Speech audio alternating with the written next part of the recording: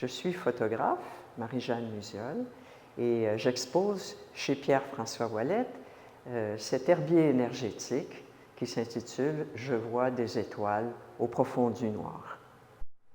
L'ensemble des œuvres représentées ici font partie, en quelque sorte, de mon herbier énergétique. Un drôle de concept, en fait un concept peut-être un petit peu inusité, qui m'a permis ou qui me permet de décrire la longue démarche que j'ai entreprise il y a déjà à peu près 25 ans.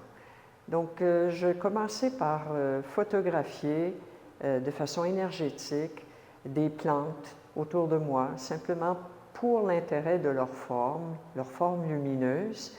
Et par la suite, en voyant les possibilités, j'ai commencé à accumuler toutes ces images pour en avoir jusqu'à 1500. Ici, évidemment, on en présente une soixantaine, mais dans l'ensemble, il y a vraiment un nombre considérable de ces captations. Elles sont faites de façon très immédiate sur le principe du photogramme, c'est-à-dire que la feuille ou les feuilles, les plantes, sont posées directement sur un négatif argentique, et avec ce négatif argentique, on peut ensuite tirer les images. C'est un processus ou un procédé qui est connu souvent sous le nom de la photographie Kirlian, mais que j'ai raffiné au courant des années avec de nombreuses machines et différentes façons de pratiquer cette photographie. Donc, dans l'ensemble, ce que je fais, je photographie le vivant. Les feuilles, les graines, et non seulement l'extérieur ou la lumière qui se dégage des plantes, mais également les images cosmiques qu'on retrouve à l'intérieur de ces plantes.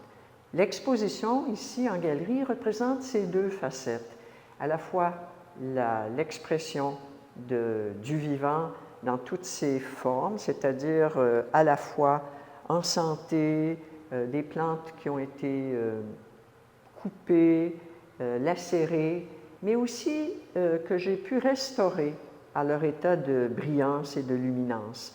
Et ça, c'est un petit peu plus particulier parce que ça démontre la relation directe entre la pensée qui est projetée sur la matière qui le reçoit.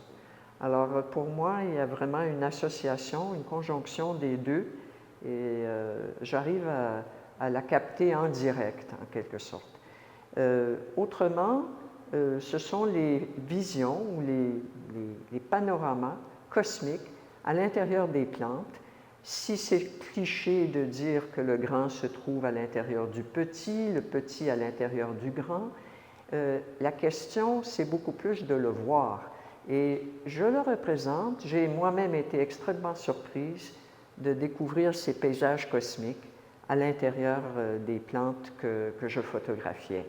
Et il y a ici une vidéo, une nouvelle vidéo, dans laquelle j'ai démontré la nature, en quelque sorte, de la lumière.